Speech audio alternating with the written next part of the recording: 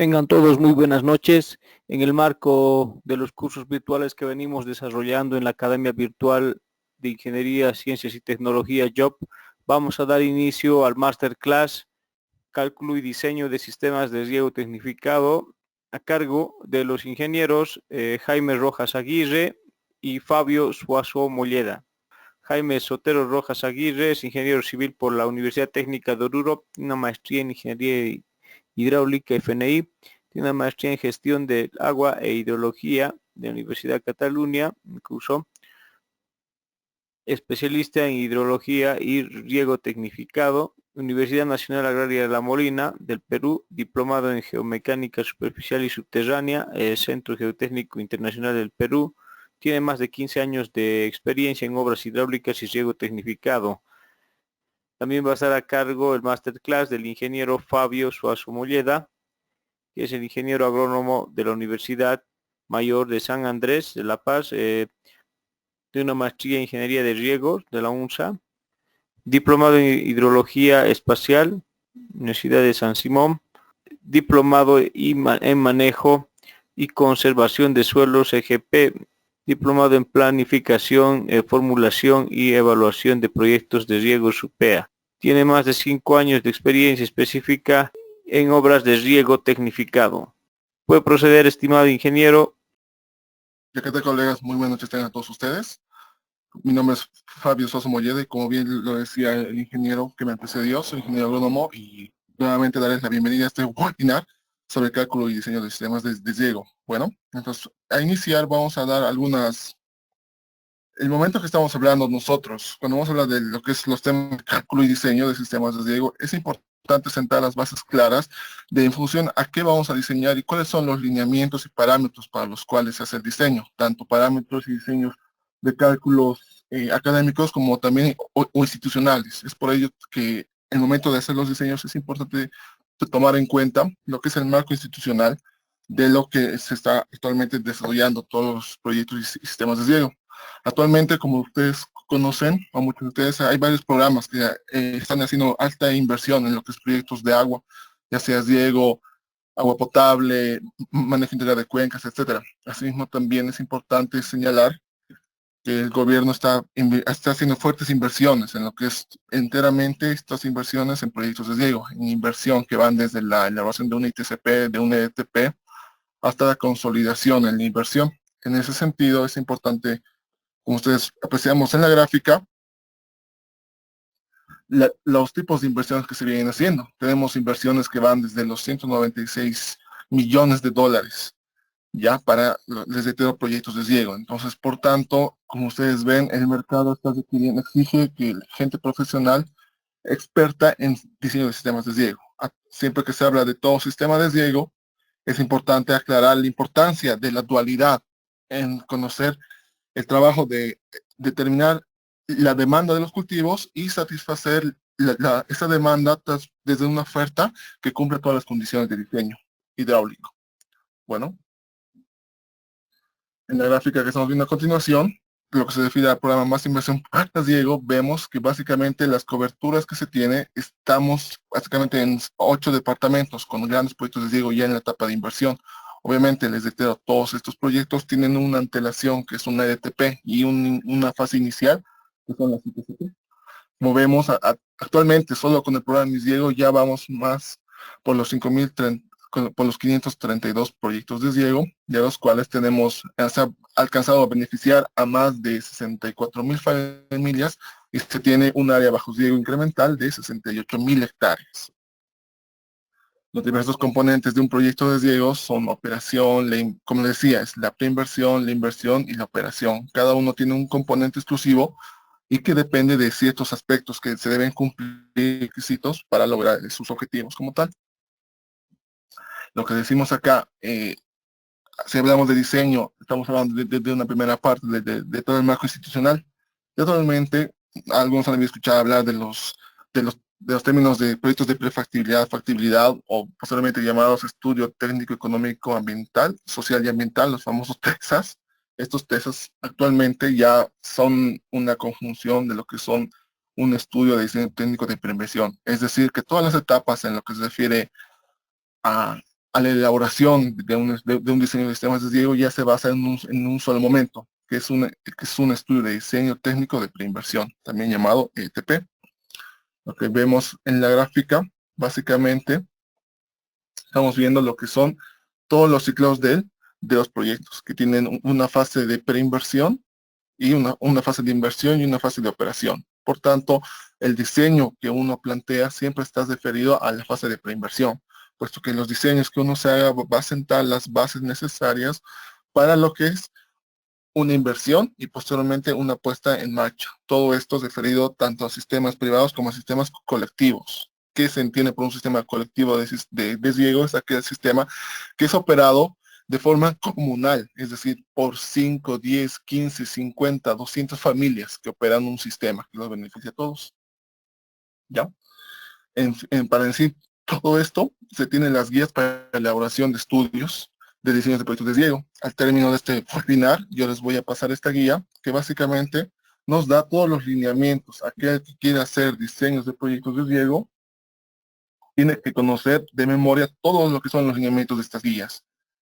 Y en esta parte les voy a mostrar y les reitero, se les va a compartir esta información que estamos viendo acá, en las cuales esta guía es la guía actual vigente, en la cual separamos tanto las ITCPs, Informe Técnico de Condiciones Previas, como las EDTPs. EDTPs hay proyectos para, digo, menores, medianos y mayores, siendo proyectos menores los que abarcan de 0 a 60, menor a 60 hectáreas, proyectos de riego mediano que van de 61 hectáreas a 500 hectáreas y proyectos de riego mayores que van desde 501 hectáreas para arriba. Ya son proyectos de impacto por su cantidad de familias y tal que benefician. Lo que presenta básicamente las guías son todos los lineamientos, como vimos para todo eso, desde elaborar una ITCP, que es la línea inicial para hacer estos diseños, como el contenido de los informes de los EDTPs. Ya tenemos para riego menor, por ejemplo, vemos cuáles son los índices, los contenidos que tiene que tener, en qué ámbito se tiene que basar estos, sobre tener desde una evaluación socioeconómica, si hay cultura de riego, etcétera. Y así también tiene que conocerse cuál es el tipo de diseño que se está empleando. En ese entendido, si bien son guías anexos, los mismos tienen instructivos. Estos instructivos que estamos viendo acá, aquí están los instructivos, básicamente son los que nos dan los lineamientos de cómo realizar todos los cálculos necesarios para determinar desde la oferta de agua, desde el cálculo de la demanda, desde el diseño hidráulico de todos los sistemas, cómo se va a presentar, cómo están presentando un texto. Entonces, les invito a que den una revisada a todos aquellos que están interesados en fortalecer conocimiento sobre el diseño y básicamente todo esto es para alinear, para dar los lineamientos de cómo realizar todos estos tipos de diseño. Volviendo a la presentación que tenemos todo eso que me decimos y básicamente, ya que estamos hablando en esa primera etapa, algo interesante e importante en todo diseño de sistemas de riego, estamos hablando de sistemas de riego, por tanto, satisfacemos las demandas hídricas de los cultivos. Y por ende, la fase inicial es conocer cuál va a ser la demanda que uno va a satisfacer. Para conocer esta demanda es importante tomar en cuenta todas las relaciones agua, suelo, planta y atmósfera que intervienen sobre,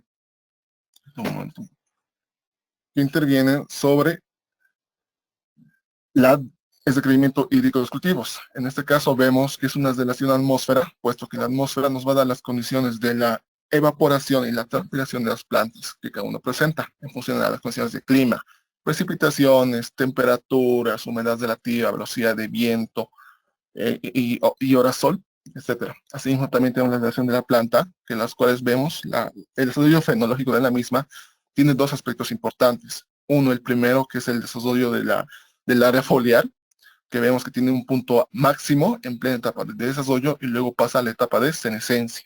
Esto es respondido en función a un coeficiente de cultivo, el cual va a determinar cuáles son el comportamiento y cuáles son sus demandas hídricas del cultivo. Hay que tomar en cuenta que al igual que todo ser vivo, las demandas de agua del cultivo son variables a lo largo de su ciclo fenológico, puesto que en un ciclo inicial sus demandas van a ser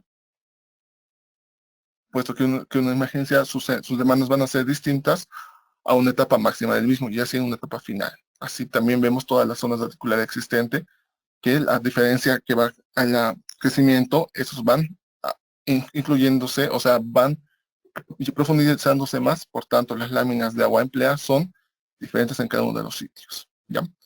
Cuando uno habla de un diseño, ¿cuáles son las condiciones mínimas que tenemos que hablar? Se tiene que hablar las condiciones de las relaciones volumétricas del suelo, el contenido de agua en el suelo, la porosidad, la capacidad de campo, el punto de marchitez permanente, la lámina de riego aprovechable y la infiltración de agua en el suelo. Si alguien quiere hablar de riego, estas son las características mínimas que se tienen que entender, hablando exclusivamente del factor suelo. En la siguiente gráfica estamos entendiendo, y con el cual queremos entender a todos ustedes, que cuando uno hace el diseño de sistemas de riego, o todo sistema de riego nunca es el fin, sino es el medio, puesto que el fin es incrementar la productividad. Y en la siguiente gráfica vemos que la productividad no solamente depende de la aplicación de agua en parcela, sino también de la aplicación de enmiendas, de la fertilización, del cuidado del suelo, si está hay que enyesar, hay que encalar, etcétera, para así mejorar las condiciones de una capacidad de intercambio catiónico del suelo. Así también todo esto tiene que ir ligado a la búsqueda de un mercado, ¿verdad? Donde el mercado va a ser efectivamente en el cual van a poder vender los productos, porque nada nos sirve sacar hartos rendimientos de cebolla, por ejemplo, si van a estar en un cuarto sin poder transportarse a ningún mercado o en una alza extremada de productos. Hemos hablado de las características de condiciones mínimas para el suelo, para hacer los cálculos de suelo. ¿Cuáles son estas? El primero es conocer la densidad aparente del suelo. ¿Qué básicamente nos indica la densidad aparente del suelo? Nos indica básicamente cuál es la cantidad o los volúmenes existentes de poros sobre un volumen total. ¿Esto con el fin de qué?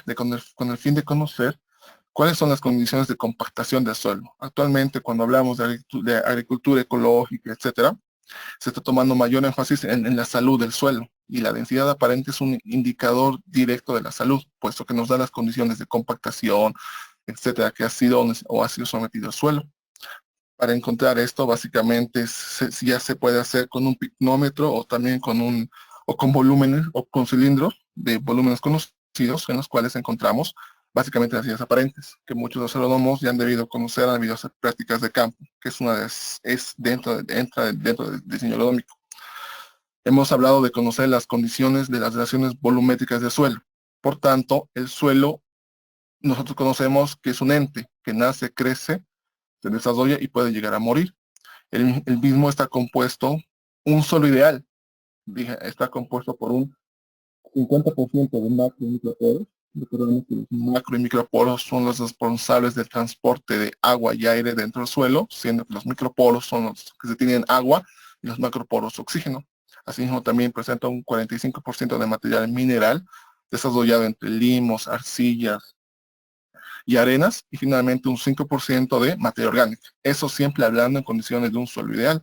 El mismo, si hablamos de los macro y microporos, son los que nos dan las condiciones de humedad del suelo, en las cuales pueden estar representados en función de una humedad mimétrica, la cual nos va a decir qué es la cantidad de agua en el suelo presente sobre la masa total del suelo. Básicamente es el peso de agua que tenemos sobre el peso del suelo existente.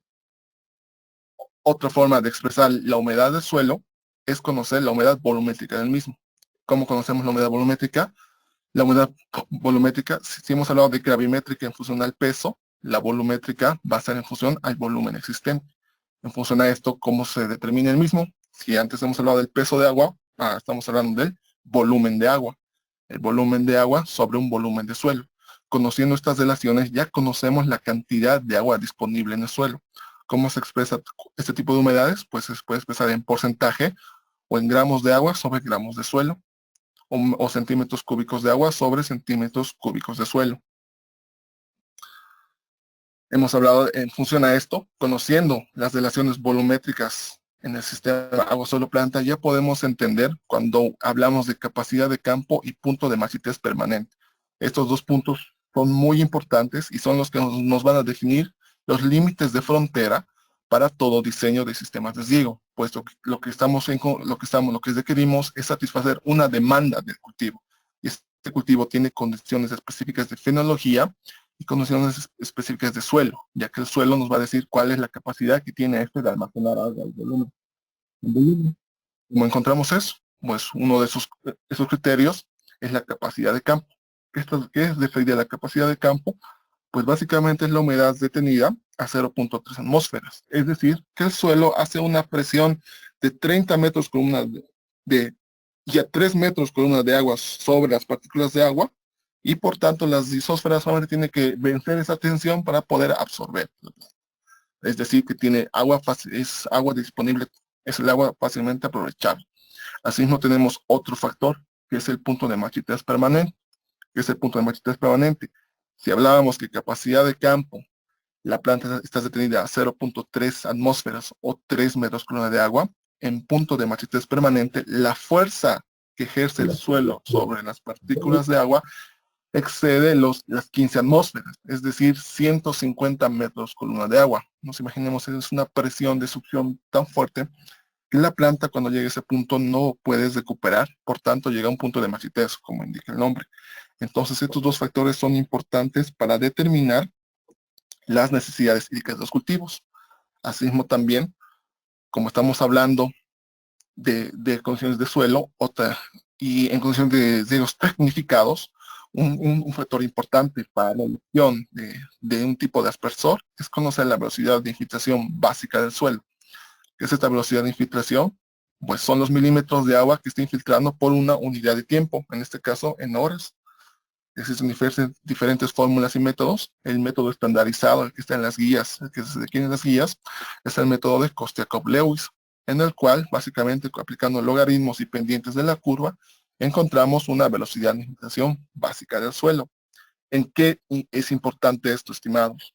Cuando uno hace una evaluación de sistemas de riego, cuando uno hace una operación de sistemas de riego o un diseño, encontrar que la velocidad de infiltración básica va a ser un requerimiento para determinar qué tipo de emisor voy a emplear, ya puesto que todo tipo de emisor tiene una intensidad de precipitación.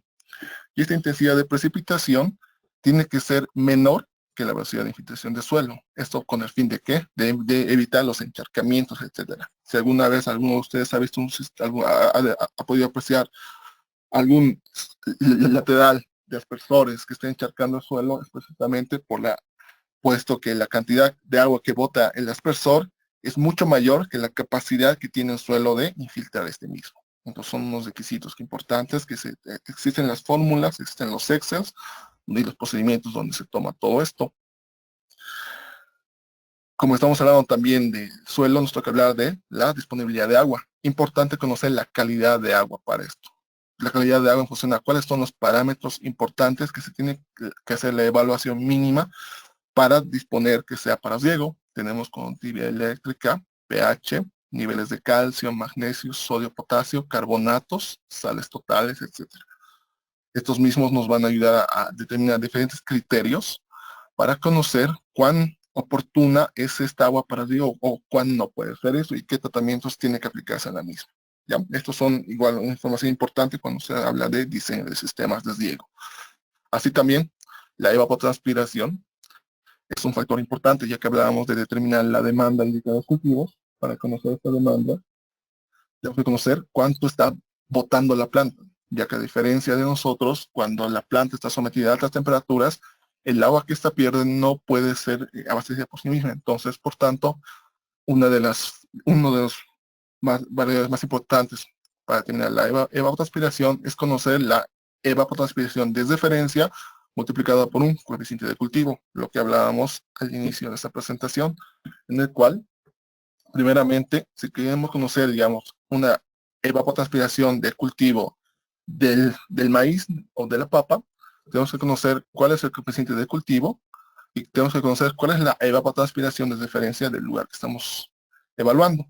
Para calcular esto, básicamente, como se hace mismo, la ETO se calcula en función a conocer condiciones de clima y condiciones de un pasto bien regado. Ya, entonces en función de esto se han hecho diferentes estudios donde el albedo ha sido controlado y todas las condiciones para tener el cultivo que más absorbía agua y se ha dado todas las condiciones ideales y se ha determinado una evapotranspiración de referencia. ¿Cuáles son los factores importantes en esto? Es la radiación, la temperatura, la velocidad de viento y la humedad del ambiente. ¿Ya? Entonces, en función de esto se ha llegado a determinar básicamente una evapotranspiración de referencia. Con ello se ha empezado a calibrar todos los diferentes coeficientes de cultivo, puesto que se define que la ETC es igual al coeficiente de cultivo por la ETO. Pero ¿qué pasaría si yo tengo ya el ETC? Entonces el coeficiente de cultivo vendría a ser igual a la ETC sobre la ETO. ¿Ya? En función de eso, entonces, conociendo esas características, se ha empezado a calibrar todos los coeficientes de cultivo. Conociendo todos los coeficientes de cultivo existentes, ya tenemos nosotros, por varios estudios del PRONAR, que es un programa de ciegos del año, que data desde el año 90, de los 90, ya se ha determinado coeficientes de cultivo en condiciones ideales para ciego, para áreas bajo ciego óptimo. Entonces, por tanto, lo único que nos queda es determinar cuáles son las funciones de ETO. Estas funciones de ETO, les reitero cómo se hay en función de las condiciones de radiación, temperatura, velocidad y humedad relativa del ambiente. Eso lo vamos a ver unos minutos más. La importancia de trabajar con datos completos o datos faltantes va a repercutir sobre la subestimación o sobreestimación de los sistemas de ciego. ¿Ya? Estas eficiencias, asimismo también, como estamos hablando de sistemas de ciego, tenemos que hablar de eficiencias.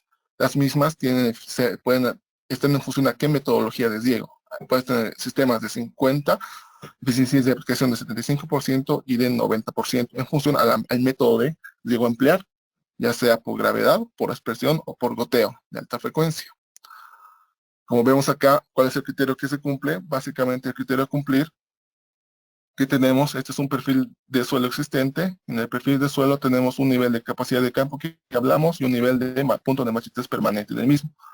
La diferencia entre estos dos va a ser mi agua disponible total de suelo.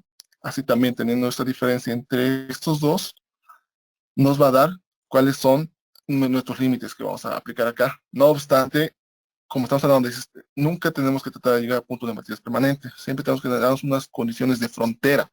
¿Quién te da las condiciones de frontera? Pues el cultivo, porque cada uno de los cultivos tiene una condición de frontera. ¿Cuál te da? El factor de agotamiento. Ese está presente dentro del FAO 56. En el cual te dice que, bueno, cuando tú apliques lámina de agua, nunca tienes que llegar hasta punto de machetez permanente, porque si llegas hasta acá, va a ver cómo se recupera la planta. Entonces te vas a dar un límite o un umbral inferior, en el cual siempre que llegues a este umbral, vas a recuperar todo esto. ¿Cómo se da esto? Evidentemente, imaginemos que aquí tenemos los cultivos y el cultivo está perdiendo agua. ¿Cómo pierde agua el cultivo? Pues por la evapotranspiración, ¿no? Entonces, a medida que el cultivo, que la disponibilidad de agua está acá, imagínense que todos los seres cambiando es la humedad del suelo. La humedad del suelo está descendiendo y va a descender porque todo esto se está siendo evapotranspirado por la planta y va a llegar a un punto de factor de agotamiento. Cuando llegue a este punto, lo que hay que hacer es aplicar una lámina de riego suficiente para deponer esta lámina y llegar a capacidad de campo. Con el tiempo, posteriormente, va a ir descendiendo otra vez hasta llegar al factor de agotamiento, donde nuevamente tenemos que aplicar otra lámina para que recupere esta capacidad de campo. En función a estos factores, es lo que se empieza a determinar todos los principios del diseño agronómico. ¿Cuáles son esos principios? Pues lámina de riego a aplicar, la lámina de riego que vamos a aplicar para deponer desde el factor de agotamiento hasta capacidad de campo. Luego, la frecuencia de riego, ¿qué es la frecuencia de riego? ¿Cada cuánto tiempo vamos a aplicar esto? ¿Cuánto tiempo va a ser necesario? Finalmente, el tiempo de riego. Con el tiempo de riego vamos a determinar cuánto tiempo yo tengo que aplicar esta lámina para recuperar del factor de agotamiento a capacidad de campo. Otros factores importantes es conocer las eficiencias de aplicación existentes que se va a tener para cada uno de los sistemas de riego y tanto a nivel del sistema como a nivel de la parcela existente. Hemos hablado tanto de métodos de riego. Ahora tenemos convencionales y presurizados. Los convencionales básicamente presentan caudales que van de 10 a 15 litros, etcétera, en altos caudales, tiempos cortos y frecuencias amplias. En cambio, los presurizados, es ahí, nos repercute en menores caudales, tiempos de aplicación largos y frecuencias cortas. Entonces, la diferencia entre uno y otro de los dos sistemas. Cuando hablamos de un sistema de riego tecnificado, bueno, vemos que los niños son pueden ser, se clasifican en función a diversos aspectos, unos más empleados en función a la presión. Baja presión, media presión y alta presión, en función a cómo están sometidos estos. ¿Ya? En base a eso, tienen diferentes componentes y tienen diferentes especificaciones. Esta tenemos una tabla de rendimientos de los aspersores, en las cuales tenemos el tipo de color de la boquilla existente que tenemos acá, la boquilla, cuál es la presión, qué caudal, qué diámetro extenso. Y así mismo tenemos el coeficiente de uniformidad para diversos espaciamientos que nos van a ayudar a emplear sobre los tiempos de desvío existentes. Ya, todo tipo de emisor que funciona a presión está sujeto a una ecuación de descarga. Esta ecuación de descarga es básicamente que nos dice cuán variable es el caudal a medida que aumenta la altura o la presión sobre el emisor.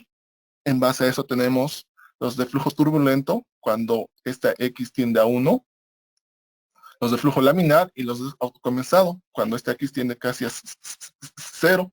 Los autocompensados, básicamente, hablamos de todos los emisores, los goteros de alta frecuencia, y los de flujo laminar, básicamente, y los de flujo turbulento, el intermedio de acá y acá, ya vienen a ser todos los tipos de aspersores. Donde vemos esto, si uno se pone a analizar esta lámina, solamente por un tipo de boquilla, mientras más alta la presión, más alto el caudal existente que está emitiendo uno, ¿ya? También cuando estamos hablando de lo que son sistemas de desvío por goteo, en su diseño se tiene que tomar en cuenta cuáles son los componentes del mismo. Acá estamos viendo que el corazón del sistema de desviego es el cabezal, puesto que por tener orificios mínimos de salida tienen una vulnerabilidad a obstruirse. Por tanto, el cabezal de desviego es el factor importante para toda esta parte. Como vemos acá, tenemos el cabezal existente. Las componentes básicamente que están viendo, los más presenciales e importantes son el Venturi, para aplicar lo que es fertilizantes, o unas soluciones de fertilización. Tenemos los filtros, ya sea de mallas o anillas. Tenemos el manómetro, etcétera, y la salida de aire. Ahora, yo les consulto a ustedes, ¿cómo creen que va el flujo de agua acá? ¿De izquierda a derecha o de derecha a izquierda? Entonces es una pregunta que cada uno tiene que hacerse en el momento de hacer todo este tipo, cómo está operando. Si opera, tiene que operar de izquierda a derecha o de derecha a izquierda.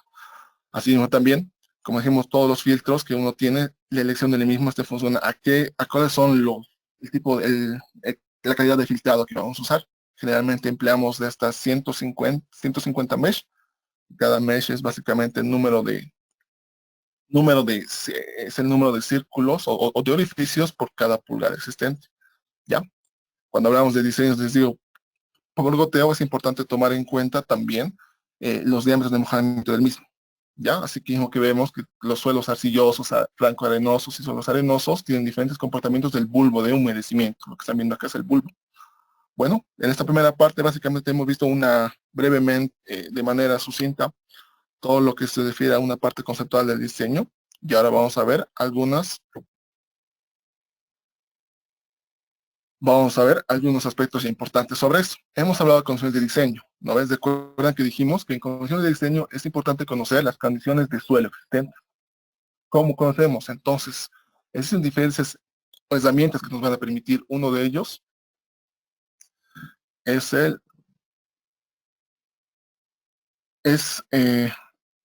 la base de datos armonizadas de suelos por la FAO. Como ven acá, tenemos harta información disponible sobre características de suelo. Si yo vengo acá, donde estamos nosotros ahorita situados en Bolivia, voy a hacer un zoom in. Vamos acá, el país nuestro, y digamos que tenemos un proyecto, digo, que está por acá, es por Santa Cruz. Si yo hago doble clic acá, ya selecciono, básicamente me da cuáles son las diferentes condiciones existentes de características de suelo, ya sea a una profundidad de 0 a 30 centímetros, como vemos acá, o si no, también a una profundidad de 30 a 100 centímetros. ¿Qué información nos está sacando acá? Tengo fracción de arena, fracción de limo y fracción de arcilla. Si tengo arena, limo y arcilla, ¿qué nos puede emplear acá? Pues ya podemos encontrar lo que son las texturas de suelo. Conociendo texturas de suelo, puedo conocer humedad del suelo. También conozco lo que son las densidades aparentes de suelo. Con la densidad aparente ya puedo conocer también cómo voy a hacer mi diseño económico.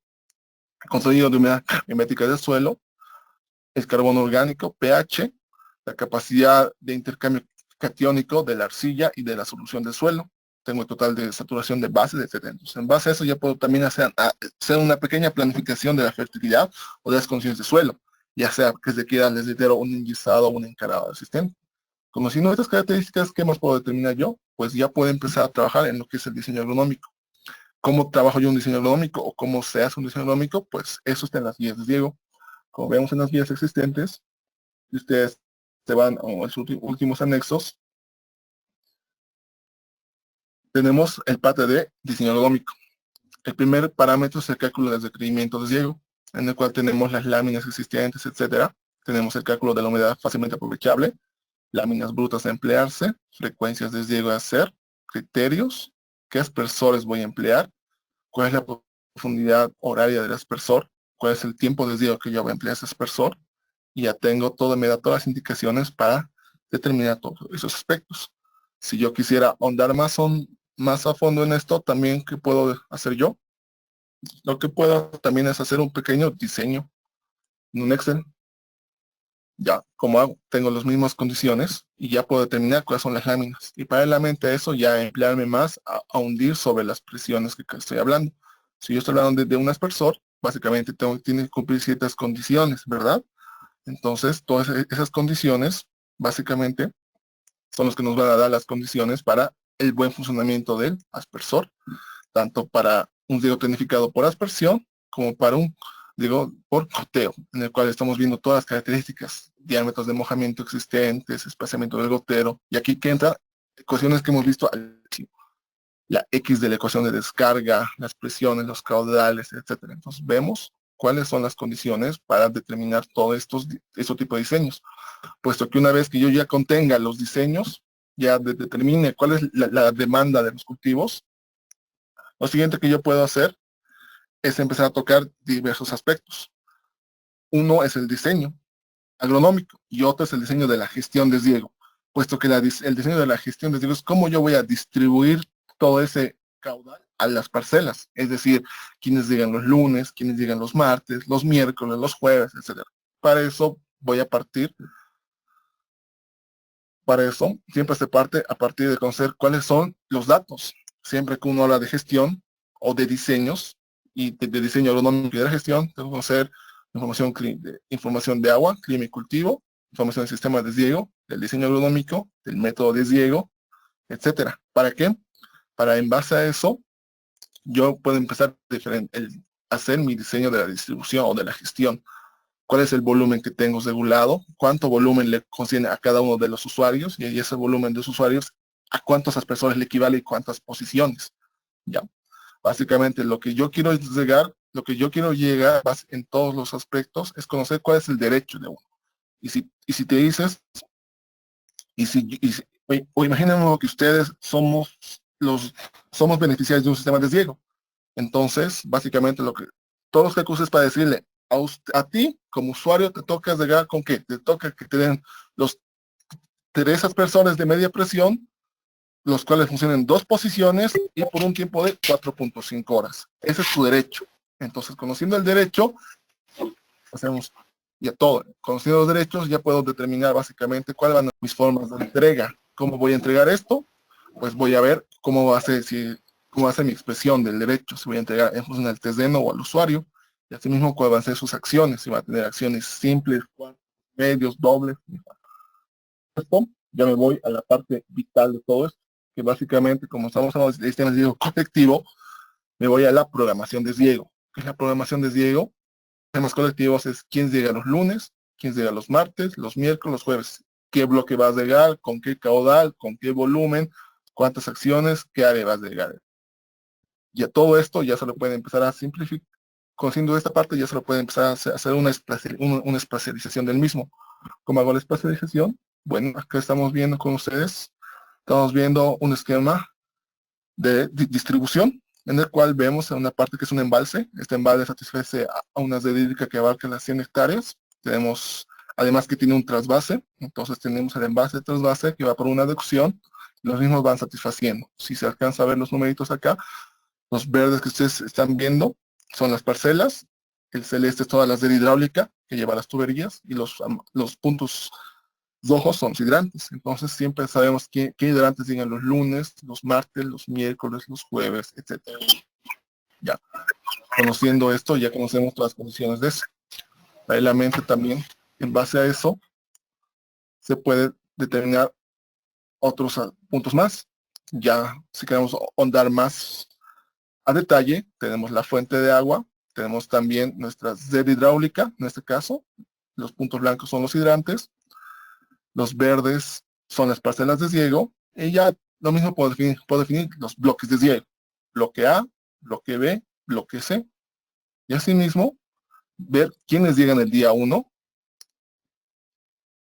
ver quiénes llegan el día 2, ver quiénes llegan el día 3, ver quiénes llegan el día 4 y ver quiénes van a llegar el día 5 para cumplir mis frecuencias. Y a mí, más que también saber quiénes llegan cada día, me interesa saber cuál es el derecho de cada uno de ellos. Entonces, los que llegan diferentes días va a tener derecho, en este caso, a 10 aspersores.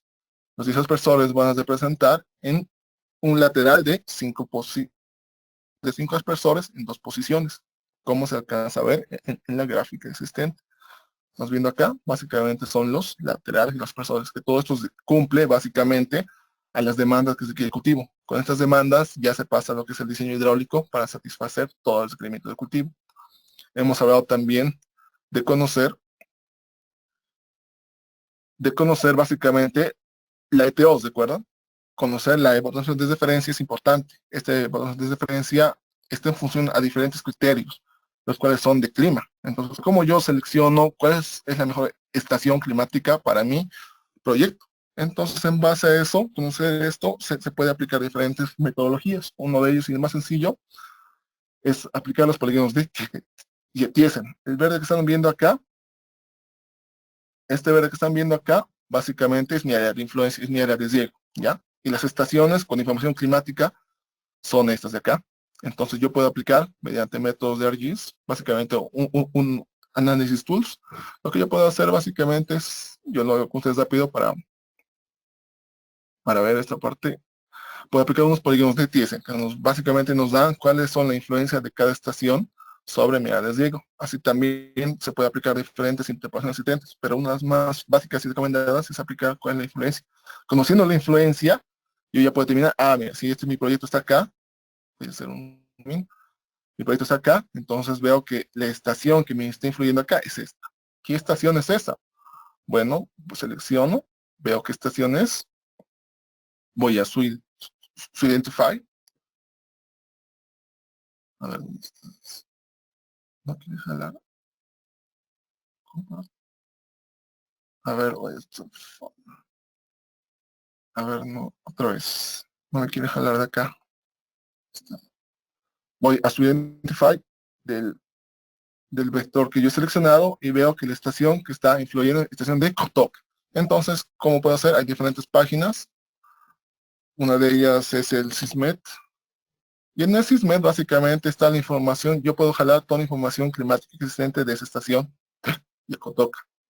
¿Ya? Entonces, teniendo los datos diarios o datos mensuales existentes, yo puedo seleccionar la estación de Kotoka y ver todas las variables climáticas que tiene esta. ¿Ya? Ya conocí eso, ya puedo determinar esos aspectos. Y básicamente también hemos hablado del diseño agronómico, ¿no ve? En Excel.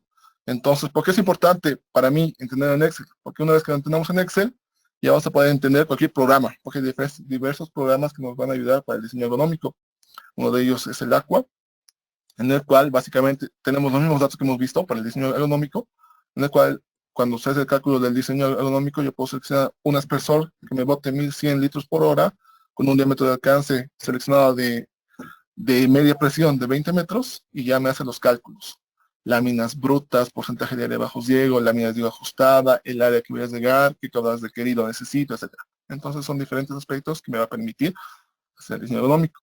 Si yo quiero ahondar un poquito más, puedo también dar aspectos de lo que es un programa muy... Actualmente el programa está aún vigente para todo proyecto de riego. Cuando ustedes vean las guías van a estar que hablamos de hectáreas incrementales. ¿Cómo determino la hectárea incremental? Pues empleando el Abro. Acá tengo, recuerdan que calculamos la ETO. Si yo tengo temperaturas y humedad, también puedo calcular la evapotranspiración de referencia. También puedo hacer una evaluación de la situación sin proyecto y situación con proyecto, que yo me estoy planteando en función a conocer la oferta de agua que tengo, conocer cuáles son las precipitaciones, etcétera, y qué son los cultivos. Asimismo, lo que me interesa de acá es empezar a conocer todo el reporte que me da y conocer en mi área incremental, puesto que el área incremental va a ser aquella que va a definir de qué tipo de proyecto estoy hablando, si proyecto digo menor, mediano, mayor. Conociendo todos estos aspectos me va a ayudar a definir la viabilidad o no de los proyectos. Yo les invito a que den una revisada a las guías, donde van a encontrar la importancia de conocer el área incremental, que es clave en todo diseño de sistemas de riego, ¿ya? Y así mismo también, nos hablan de cálculos, puede emplear también otros optimizadores. Este es el CROWAT.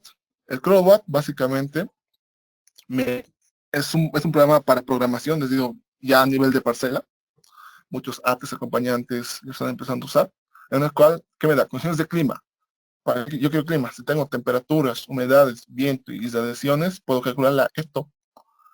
Condiciones de precipitación efectiva. Conociendo la precipitación efectiva, ya puedo determinar cuánto es el aporte real del agua sobre el suelo. Entonces, cuánto tengo que dar. Condiciones de cultivo. Hemos hablado de los coeficientes de cultivo, de los coeficientes de cultivo. Hemos hablado de las etapas existentes, de profundidad circular, el factor de agotamiento y el factor de respuesta de rendimiento que cada uno tiene. Otro input, condiciones de suelo. ¿Se acuerdan que hablamos de conocer la importancia de conocer capacidad de campo, punto de machitas permanente, conocer la profundidad radicular existente? Con todo esto, si conozco condiciones de clima, precipitación, qué cultivo y condiciones de suelo, yo puedo determinar el requerimiento de agua del cultivo. Ya, conociendo ese requerimiento de agua del cultivo, ya sé básicamente cuál es. Este es mi requerimiento de agua del cultivo y acá tengo mi evapotranspiración en base, digamos. Básicamente es como uno satisface al otro.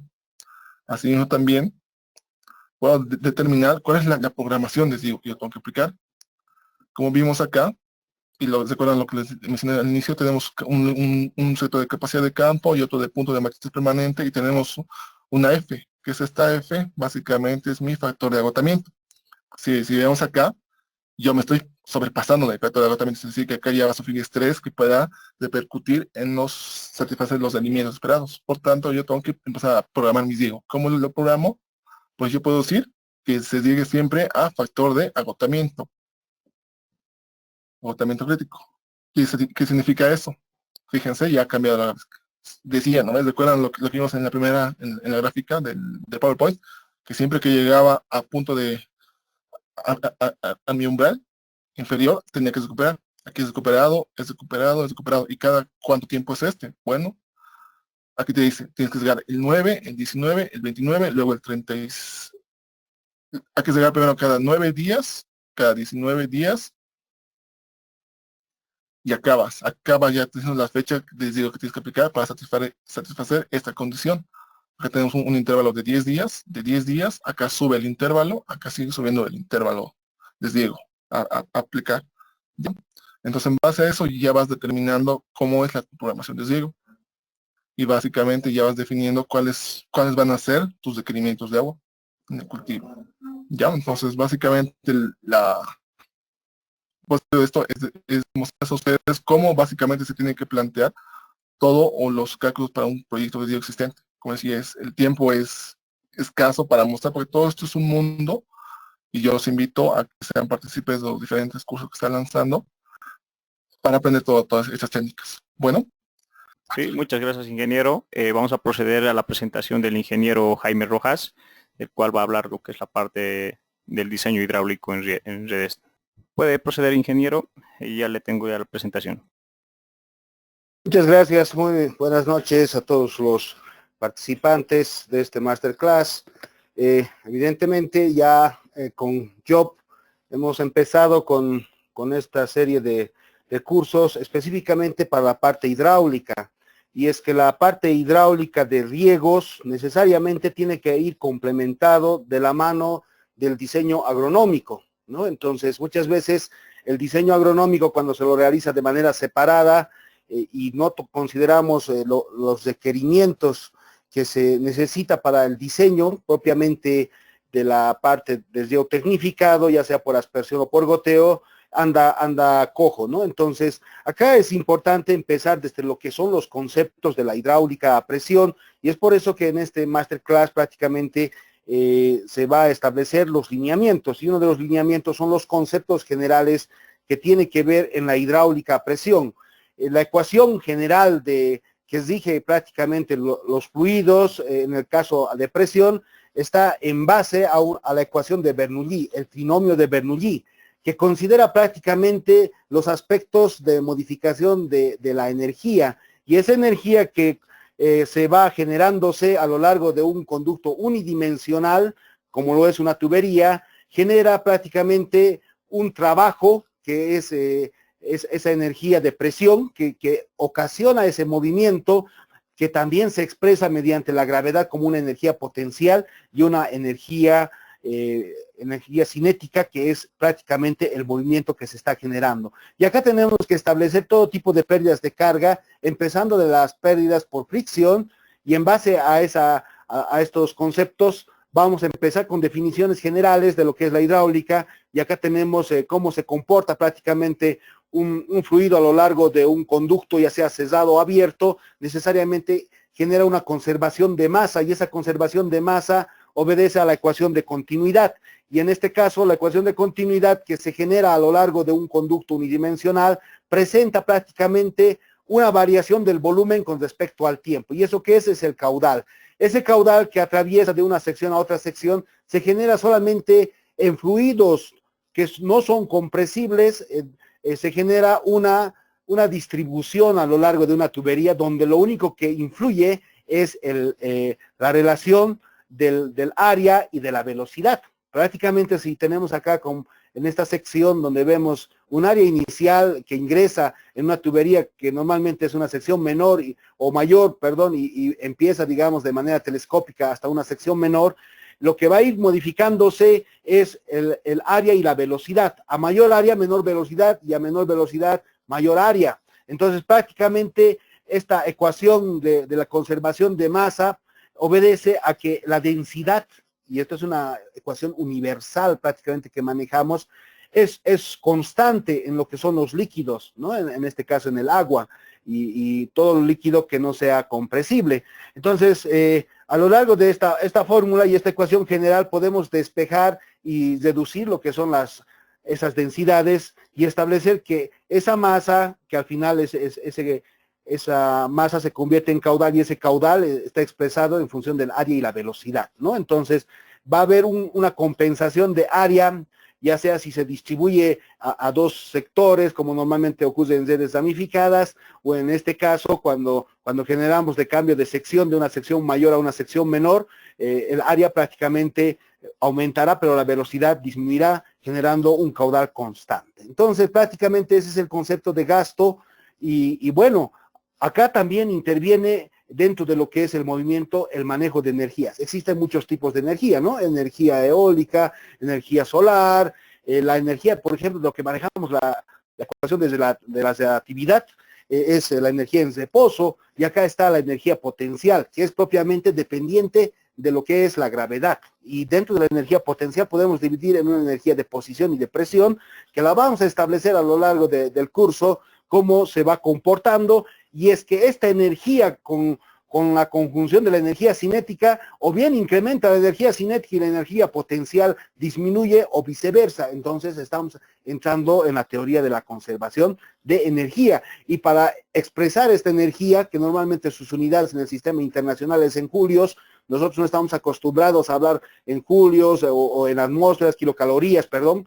Entonces lo expresamos en concepto de carga. Y carga, que es la unidad con la cual expresamos, por ejemplo, cuánto requerimos para un aspersor, la presión. Y esa presión normalmente la expresamos en metros. Pero ¿cómo convertimos a metros columna de agua? No es otra cosa que esa presión dividida entre el peso específico a alguna temperatura de agua a los 5 grados centígrados, se genera normalmente un peso específico de 1000, ¿no? Entonces, y va modificándose conforme la temperatura va incrementando, entonces este peso específico va disminuyendo. Entonces, prácticamente dentro de la ecuación vamos a analizar cómo se comporta en base a la posición. Obviamente un elemento que se encuentra por encima de un determinado nivel de referencia con respecto a otro elemento que está por debajo, tendrá mayor energía potencial que el otro, ¿no? Entonces, prácticamente acá se establecen las condicionantes de dónde provienen las ecuaciones de Torricelli. Por ejemplo, acá tenemos la ecuación de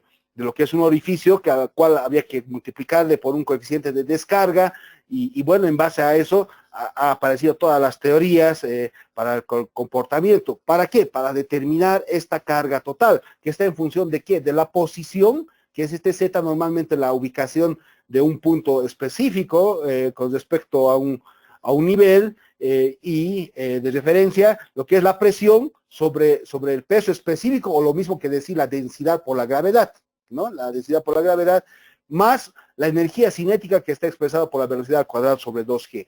Prácticamente, si fuera un fluido ideal, donde no existe pérdidas, encontraríamos una correlación de tal manera que sería de manera horizontal la suma de la energía potencial y la energía cinética, donde prácticamente sería un fluido ideal y la tubería no ejercería ningún tipo de restricción, lo cual vemos que no es así. En el flujo ideal sí se da, pero en el flujo real existe una pérdida. La pérdida es debido a la fricción, normalmente expresado como H sub F, que es la pérdida por fricción. Toda tubería prácticamente a lo largo de todo lo que es el recorrido, y si nosotros agrandamos prácticamente estos elementos, vamos a generar pues pequeños y minúsculos deformaciones en la tubería, que si lo medimos en unidades de milímetros, vamos a generar prácticamente, específicamente con las fórmulas de Darcy-Weisbach,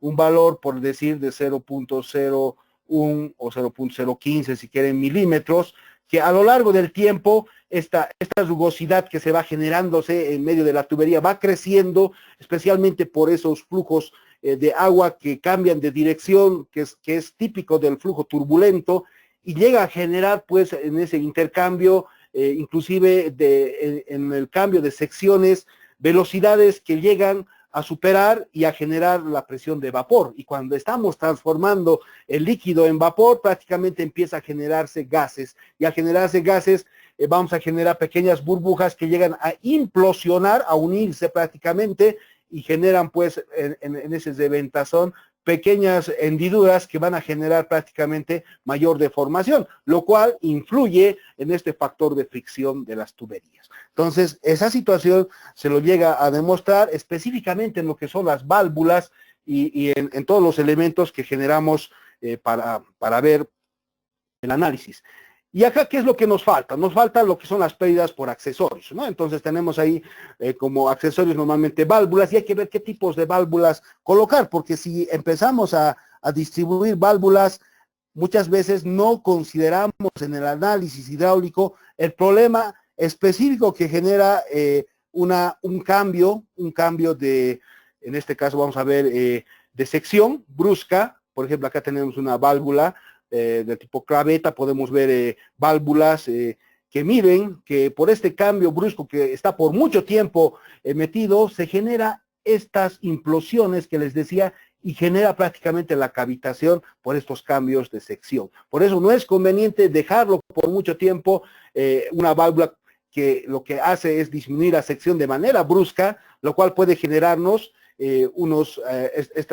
estos cambios de presión, y al generar estos cambios de presión me van a generar esta cavitación. Todas las válvulas tienen un coeficiente de descarga. Podemos encontrar en un montón de catálogos estos elementos de descarga en función de su apertura, ¿no? Entonces, a veces lo manipulamos, dejamos 2 vueltas, 3 vueltas por querer disminuir la presión y a la vez también el caudal. Entonces generamos justamente este cambio de cavitación. Y entonces hay que empezar a analizar cómo se va a comportar haciendo uso de softwares libres. Acá tenemos el EPANET, tenemos programas que nos pueden mostrar inclusive elementos finitos, y podemos ver estos cambios de velocidad que actualmente ya podemos acceder de todos los tipos de programas de tipo PEM, ¿no? Entonces, esta situación que se va generando, les decía, está en función de la presión del vapor, de la temperatura, que también lo podemos aplicar en lo que son las bombas, y hay que buscar unas zonas donde no exista cavitación, y ese análisis es el que tenemos que ir viendo conforme vayamos realizando. Entonces, al final, cuando establezcamos lo que es el diseño prácticamente de un sistema de riego, lo veremos por delante, vamos a ver cómo se comporta un kit de riego, ya sea de aspersión, ya sea de goteo, donde prácticamente los elementos que intervienen en este sistema tiene que ver con laterales. Los laterales están separados en función de del diseño agronómico, como iba explicando el ingeniero Suazo, y ese diseño agronómico está en función de la velocidad del viento, del tipo de infiltración, del tipo de suelo, en este caso inclusive de lo que vamos viendo el tipo de cultivo, la pluviometría, y vamos analizando también los turnos de riego, que a lo largo de un día podemos generar distintos cambios de posición que denominamos la jornada efectiva de riego. Entonces, prácticamente, cada uno de estos elementos que vamos viendo en la parte hidráulica es la cual genera a lo largo de sus especificaciones técnicas cambios de sección que son pérdidas de singularidades en una red, en este caso propiamente de riego, y existe una infinidad de accesorios, pero cada accesorio tiene que estar construido bajo una norma. La norma ANSI, la ACTM, nos generan dimensiones donde no cualquiera puede agarrar una tubería y empezarlo a doblar a lo que uno lo vea conveniente. Vamos a generar pérdidas, inclusive hay por la ecuación de momentum, choques bruscos que se generan en la tubería que pueden generar prácticamente desprendimientos, y por las presiones que se van generándose cuando se generan los golpes de ariete, puede ir separando cada uno de estos elementos. Entonces, prácticamente vamos a ver un análisis de un montón de accesorios que en la actualidad nos dispone los mercados, y en base a estos accesorios podemos generar cabezales de riego, ya sea específicamente para goteo o para aspersión, y en base a esta situación generar un verdadero diseño hidráulico que contemple prácticamente todos los elementos, ¿no? En un sistema de riego, por ejemplo, ahí tenemos un aspersor, necesitamos una cuellera, esta cuellera que está en la parte inferior, un niple de PVC, que es justamente esa tubería de porta aspersor, tenemos también los elementos, y estamos convirtiendo a una manguera, a un HDP, necesitamos conversores o adaptadores, ya sean del tipo macho, del tipo hembra, y en este caso, en función de estos análisis, es que se va generándose todos los elementos que corresponde a un kit de aspersión, donde incluye el tipo de trípode, no es de manera general este tipo de trípode, las distintas marcas de aspersores de largo alcance, de corto alcance, lo que les iba explicando, de baja presión, alta presión, media presión. Dentro de esto también analizamos lo que son las cintas de lluvia, los riegos por goteo. Entonces, prácticamente es un mundo completo donde tenemos que ir viendo cada uno de estos factores. Entonces, ¿qué es lo que se va a establecer a lo largo de un contenido? Hay que empezar con la parte de la agrohidrología, ver en la parte civil la parte de hidrología de aguas subterráneas y aguas superficiales, pero hay que analizar a lo largo del tiempo, inclusive a futuro, cómo se va a comportar en nuestro ciclo hidrológico, y es que ahí hay un montón de herramientas que podemos acceder en el internet. Tenemos el WorldClim, inclusive podemos ver las estaciones a lo largo con el CEMIP 6, etcétera. Es un mundo grande dentro de lo que es la programación de riegos, y hay que pensar qué años van a tener efectivamente agua y qué años no van a tener, vamos a tener un déficit. En la parte del diseño hidráulico vamos a tener que empezar a analizar cómo Christiansen prácticamente ha idealizado una fórmula en función de los orificios que son espaciados de manera constante, y cómo lo podemos expresar actualmente con los programas que utilizamos como WaterCAD, WaterGems, EPANET, PIPENET, etcétera. Entonces vamos a hacer una correlación, y para eso también existen algunos programas gratuitos que son libres, como el Aqua, el EPANET, y también otro de los componentes que es parte fundamental de los diseños de riego, especialmente para bombeo, para goteo, es el bombeo. Entonces, la aplicación de programas, existe una infinidad de programas. Dentro de esta situación podemos ver, por ejemplo, para bombeo, un programa muy conocido, el HydroFlow, que cuando hacemos la solución, observen que cada elemento, codos, ya sean válvulas, le generan una pérdida por presión, en este caso una pérdida por cada elemento, que son singularidades. Yo puedo establecer una bomba de acuerdo a las características que uno requiera, y en función de estas características también establecer un funcionamiento. Miren que acá prácticamente puedo buscar una bomba que se acomode, y aquí tenemos unas curvas. Las curvas prácticamente son de rendimiento. Normalmente no existe una bomba perfecta con un rendimiento del 100%. Encontraremos bombas donde se encuentra este punto de funcionamiento con una curva característica de sistema de funcionamiento, lo más cercano posible tenemos que buscar este tipo de bomba y nosotros lo que le tendríamos que dar a un proveedor de bombas, esta curva que está en color verde, que es la característica específica de una bomba. Entonces, prácticamente en el funcionamiento que se va viendo a lo largo de este recorrido también vemos lo que son los paneles solares, y en los paneles solares prácticamente existe también softwares que nos generan prácticamente cómo va a ser este funcionamiento que está en función de la parte de los lúmenes de sol, y en base a esta situación yo puedo establecer prácticamente qué cantidad requiero, en este caso de paneles solares, y que el tipo de bomba, el hacer la conversión prácticamente de estos elementos y comparar con lo que existe en la realidad. Por ejemplo, están las marcas de Lorentz, están las marcas de Grundfos, y establecen sus propios programas como el Compass, y por qué no comparar como este programa como el PVSIST. Entonces prácticamente podemos encontrar un mundo grande y donde podemos hacer esta verificación. Acá tenemos, por ejemplo, el EPANET en un sistema de riego, cómo modelizar lo que son cámaras rompepresión. Es importante, necesario analizar cada uno de estos gráficos que nosotros vemos, y en base a estos resultados que podemos ir estableciendo, puedo yo ver prácticamente cómo se va a comportar mi sistema hidráulico, y cómo tiene que inclusive llegar de una bomba para que pueda ir a la parte superior de un tanque. Normalmente los paquetes ingresan el caudal, pero por la parte inferior del tanque. Entonces, ¿qué necesito? Algunos artificios, unas válvulas sostenedoras de presión nos ayudarían bastante. Hasta llegar a lo que son los sistemas donde ya podemos utilizar optimización de sistemas de riego. Establecemos prácticamente el análisis. Este análisis puede estar en función del manejo ya de turnos. Observen, acá hay una Z que la podemos georreferenciar, y podemos ir mostrando los distintos turnos a lo largo de este recorrido. Por ejemplo, acá tenemos un turno 1, el turno 2, donde me muestra los caudales distintos, el turno 3, en función de la frecuencia de riego que requiera, donde también deberíamos de considerar la humedad natural del suelo, que nos ayudaría bastante. Hay cultivos que muchas veces soportan tranquilamente 20 días. ¿Por qué? Porque existe una capilaridad que va colaborando también en este análisis. Esto evidentemente está en función de muchas guías que se van viendo.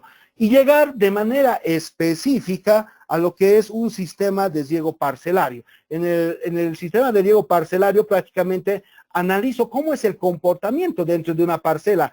Si lo que yo quiero establecer es entrar dentro de unos rangos de presión de tal manera que se dé una uniformidad.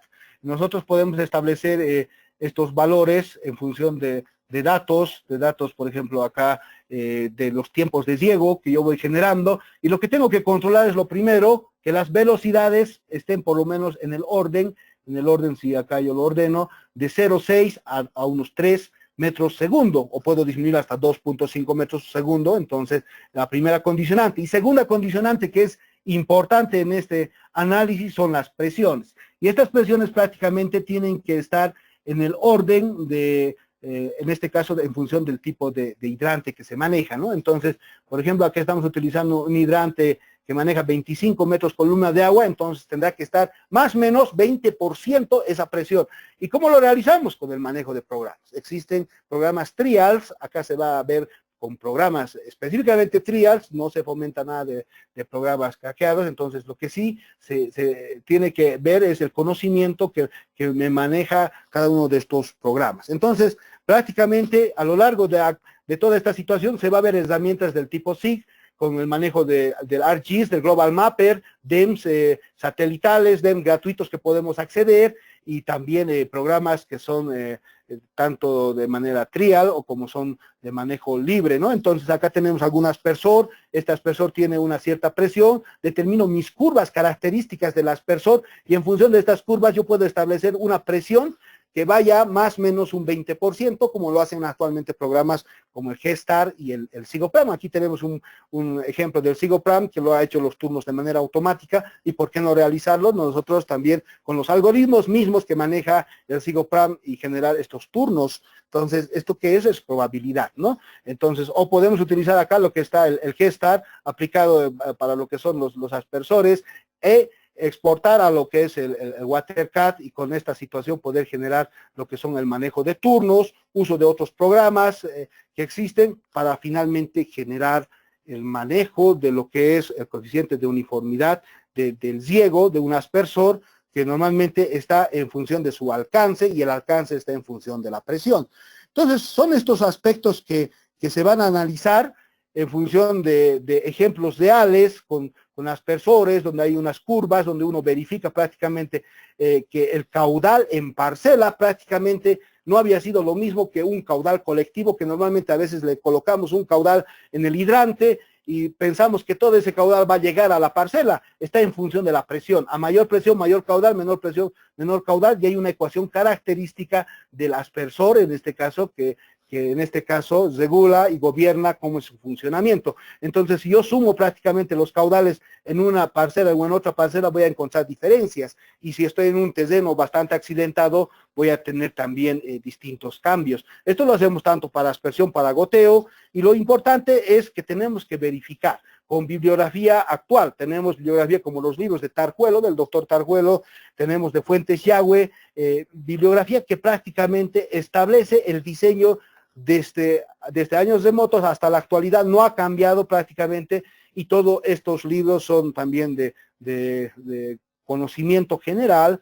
Podemos ir viendo, estableciendo todas estas lecturas, y en función de estos resultados yo he generado, por ejemplo, un resumen con las fórmulas comunes para lo que es el diseño tanto agronómico. Bueno, eso ustedes lo pueden ver de manera más profunda con la parte del ingeniero Suazo, hasta la parte de lo que es el diseño hidráulico. Y este diseño hidráulico interviene cómo se han deducido las fórmulas de pérdida, especialmente Hazen-Williams, Colebrook-White y Blasius, que también está en la actualidad en uso, ¿no? Entonces está en función de las normativas y el manejo de distintos programas. Entonces, ese es todo el contenido que podemos establecer, y bueno, se van a ir comparando con ejemplos reales, manejo de válvulas rompepresión, sostenedoras de presión, y en función de estos resultados se van a establecer justamente un debate donde se va a ir viendo, digamos, algunas experiencias de distintos sectores, ¿no? Entonces, esto es cuanto quería mostrarles. Hay bastante por hablar. Tendríamos que ver cómo es un funcionamiento real en un sistema existente, cómo se puede calibrar, cómo se puede llevar cada uno de estos elementos, de tal manera que uno esté consciente de lo que introduce a un software, ¿no? Entonces, el manejo se la puede realizar con herramientas que hay en disponibilidad en nuestro mercado. Entonces, lo único que necesitamos tener es conocimiento básico, conocimiento de lo que son levantamientos topográficos. Si el levantamiento topográfico obviamente está mal, todo va a estar, no va a estar en las condiciones, ¿no? Que interviene una obra de toma, cruces quebrada, cómo se va a generarse estos cambios de radio. Evidentemente hay que establecer para que no exista mayor pérdida, por lo menos unos 20 veces el diámetro de la tubería. Entonces se establece los diseños grandes, diseños complejos, en función de la cantidad de agua y cuánto es la demanda. Se puede ir optimizando, incluyendo caudales CLEC, ¿no? Entonces es amplio y es interesante este manejo. Bueno, eso es lo que quería mostrarles, por lo menos en este masterclass, y bueno, estamos siempre dispuestos a poder atender cualquier situación, analizar cómo se comporta una cámara rompepresión con respecto a una válvula rompepresión. ¿Será que los diámetros que están por encima de una cámara rompepresión tienen que ser iguales a los que están por debajo? Entonces, ese análisis es específicamente hidráulico. ¿Y cómo vamos a demostrar? Teniendo el concepto claro de lo que es la energía cinética y la energía potencial. Bueno, gracias, ingeniero, por su presentación. Muchas gracias por su asistencia, estimados, al masterclass. Informarles e invitarles al curso experto en riego tecnificado que se desarrollará en fecha 29 de junio, con el inicio y de los cuales contendrá 5 módulos. Cada módulo, bueno, en este caso va a ser con videos grabados y sesiones en vivo, ¿no?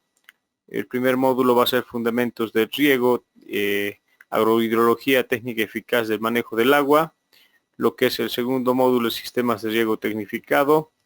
El tercer módulo es cálculo, diseño hidráulico para sistemas de riego tecnificado. Y lo que es el módulo 4, diseño de sistemas de riego tecnificado con el uso de paquetes informáticos SIGCAD. Y el módulo 5 es operación, mantenimiento y gestión del sistema de riego tecnificado. Bueno, la certificación va a estar dada por IASA, JOB. Y IASA es un instituto que depende de lo que es la Facultad de Agronomía de la Universidad San Francisco Javier de Chuquisaca, ¿no? Y con el apoyo del Colegio de Ingenieros Civiles de Bolivia. Por cada módulo se va a tener un certificado de 45 horas académicas y el global del certificado experto. En caso de aprobar cada módulo, se va a otorgar de 225 horas académicas. Entonces, la certificación la emiten las instituciones, las diferentes instituciones. En este caso, para lo que es a nivel nacional de Bolivia, se les enviará vía courier, y en lo referente a lo que es el nivel internacional, vía certificación digital. Informarles todos los cursos que se brindan en lo que es JOB, se van poniendo en una plataforma que es la academia. Y si ustedes observan, en este caso se va a poder descargar los materiales y la documentación asignada por el docente, los documentos de las sesiones, los diferentes archivos que se tiene, los trabajos prácticos, en este caso. Y cuanto al video, bueno, se tiene también un foro de consultas, de las cuales ustedes pueden ir consultando. Y el docente, bueno, en el transcurso del curso les va a ir respondiendo también. De esa manera, ustedes también pueden, bueno, acceder. La duración del curso es de 2 a 3 meses. Cada módulo va a constar de 2 semanas, de las cuales ustedes tienen ese tiempo para la visualización de los videos que se tiene en la plataforma. De acuerdo a eso, ustedes también pueden asistir a las sesiones, a 4 sesiones por módulo, en lo que significa para las consultas respectivas, ya sea del material propuesto y del contenido propuesto, que van a ser los días sábado y domingo según el cronograma.